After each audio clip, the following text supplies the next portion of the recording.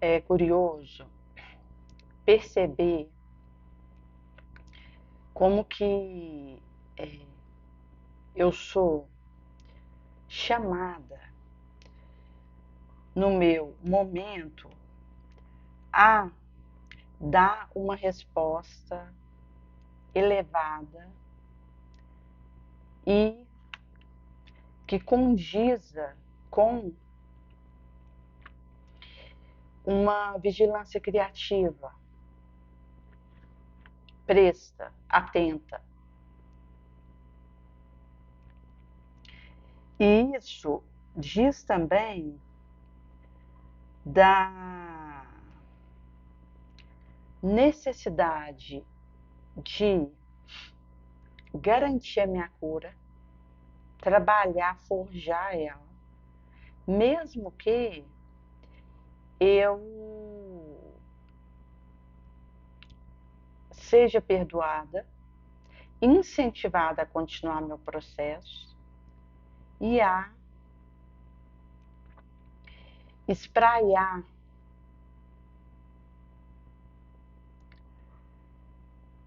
insight, inspiração, algo que auxilie na assertiva, no movimento feliz.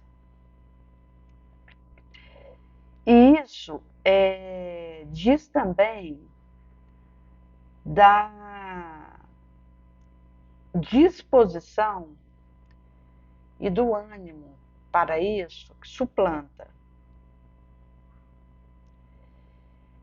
ter diverso, vacile e má vontade. Isso fica claro quando eu durmo e quando eu acordo de manhã, se eu tive uma noite bem dormida, tranquila, onde eu pude refazer minha força, retemperar minha energia e fermentar a minha análise, minha reflexão e conseguir ficar de pé moralmente. Quando eu acordo, mesmo que haja algo que eu precise resolver tenso, complexo, algo que gere alguma indecisão da minha parte, alguma oscilação, algum repique, algum vacilo, isso acaba não sendo digno de nota, vez que aquela disposição do acordar suplanta qualquer movimento contrário. E eu aspiro aquela energia boa, sou tomada por ela, e mesmo numa condição que possa haver até alguma má vontade da minha parte, eu levanto e dou carro no dia, animada, disposta para viver em Sancha, que me aguarda.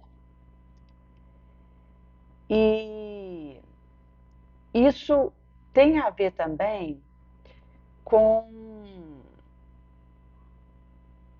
a dificuldade que acontece para o meu espírito antes de vir para cá. Porque lá no astral fica claro para mim a luta que eu vou reencontrar, a dificuldade interrompida que vai voltar na minha trajetória, o serviço inacabado que vai me procurar e o enigma que vai me instigar, porque não foi solucionado, no pregresso. E ele vai vir e me cutucar com vara curta para que eu dê uma luz sobre aquela situação e acabe decodificando aquela realidade.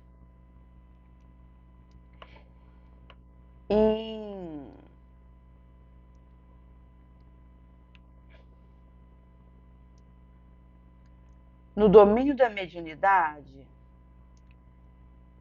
pelo espírito André Luiz, fala um pouquinho no capítulo sobre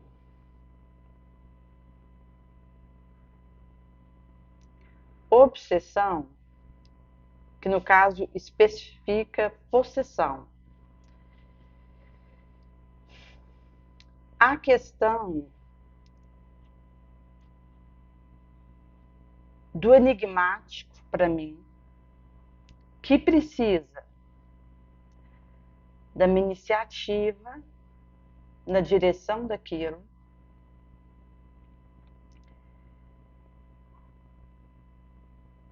e vai dizer que com o esforço do querer, a energia da bem-querença, a vontade, eu vou abrir o caminho para desenigmizar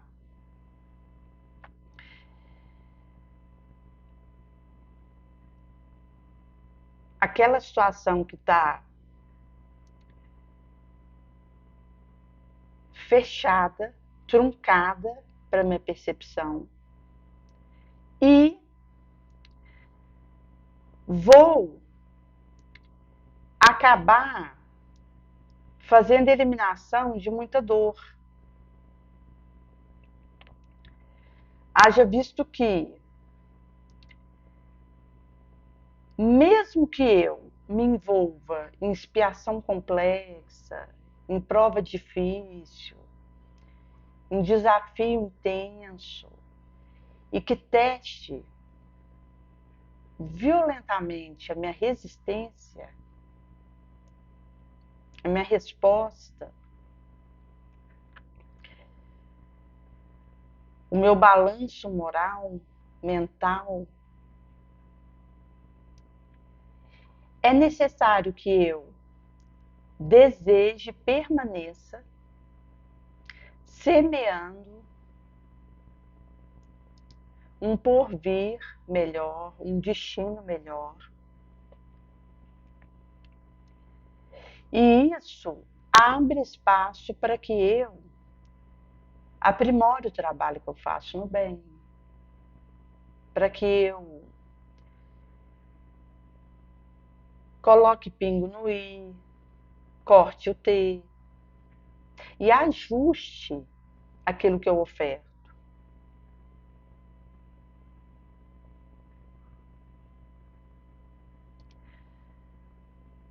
Porque mesmo algo que na aparência vem até mim como uma orientação que eu deva fazer, é passível de erro. Pela própria realidade que eu estou aqui, pela própria conjuntura, pelo vulnerável dessa realidade. E pela tendência que eu trago ao desatino sobre determinada circunstância. E de como isso me açoita, me aguilhoa. Daí eu posso, no momento de oração, receber uma orientação e fazer alguma confusão em relação a isso também. Por isso é necessário persistir. Mesmo no meio de possível derrape, de um desvio, porque aí eu, na persistência, eu volto para o caminho. E descubro também ferramental para auxiliar o meu olho de ver e o meu ouvido de ouvir. Tem um vizinho que ele chegou com várias sacolinhas de compra e eu estava descendo do carro, ele também estava, do respectivo. E aí, quando chegou na porta de vidro, que precisa passar uma medalhinha para abrir, e ela tem a mola e fecha em sequência, no automático. Ele tinha ido na frente, pôs as sacolinhas no chão, ele estava com várias sacolinhas de supermercado, e aguardou eu chegar, eu estava até com algumas sacolinhas, mais umas duas, para que eu passasse a medalhinha no portal, a porta de vidro se abrisse, eu segurasse para ele passar e poder subir devido à quantidade do volume de sacolinhas que ele estava. E quando eu abri, ele passou, eu fechei e ele foi subindo. Quando chegou no terceiro andar, que na verdade é o segundo, que é térreo, primeiro e segundo,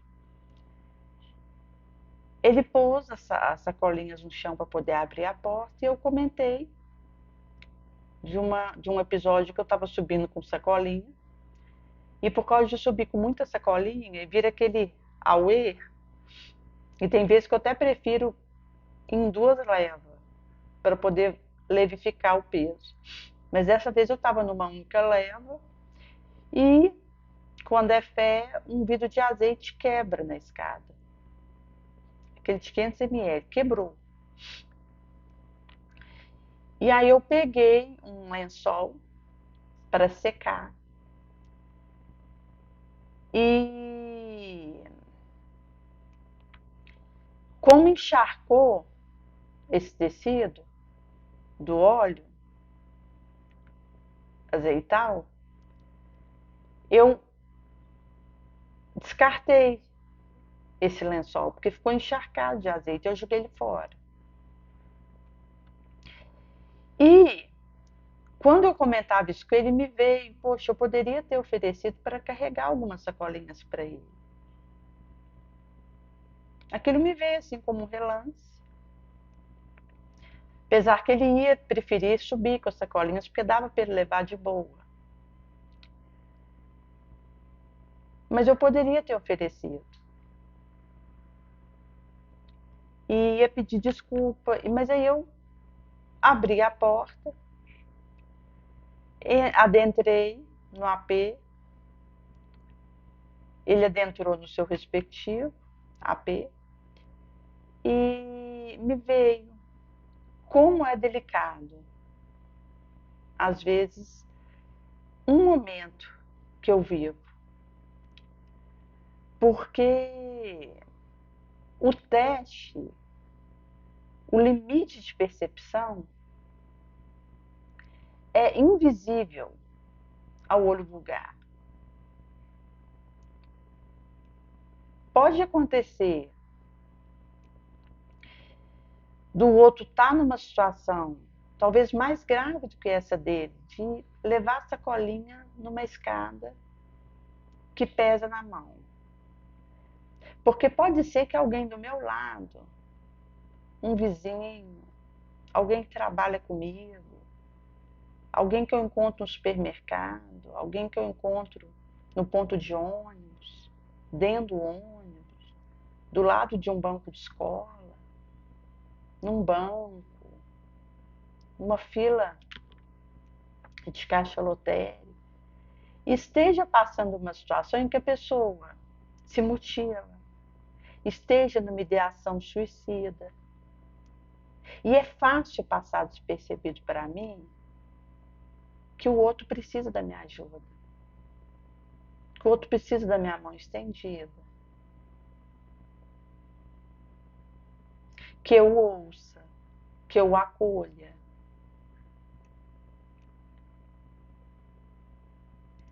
Porque há momento que o outro precisa apenas falar.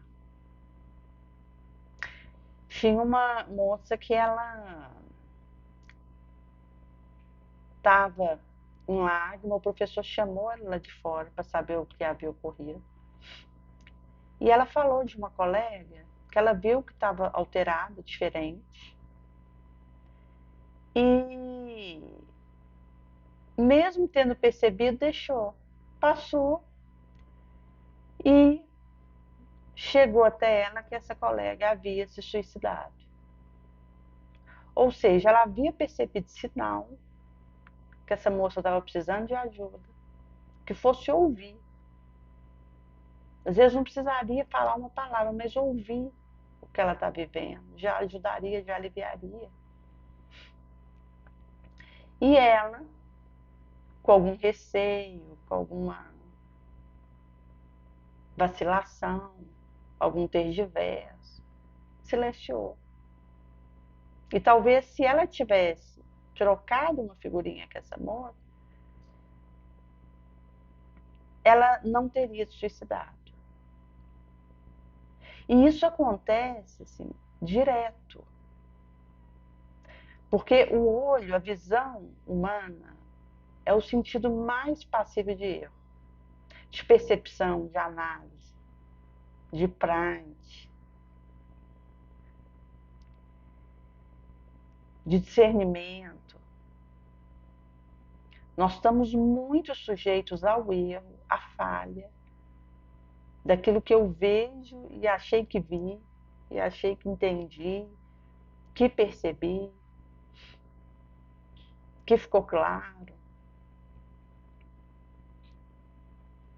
E daí que esse cuidado, ele precisa ser constante. Para que eu possa ir ao encontro de quem precisa sem que o outro precise me dar sinal. Sem que o outro precise me pedir. Mas eu posso, de forma livre, ir ao encontro do outro.